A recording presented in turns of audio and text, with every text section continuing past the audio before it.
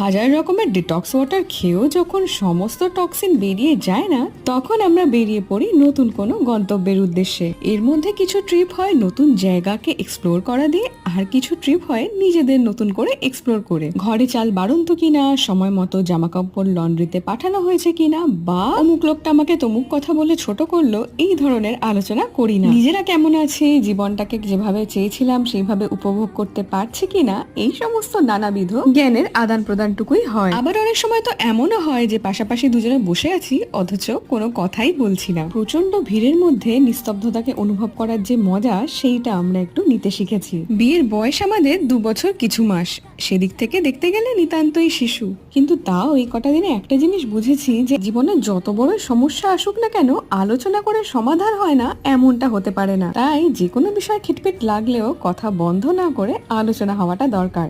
কি ঠিক বললাম তো?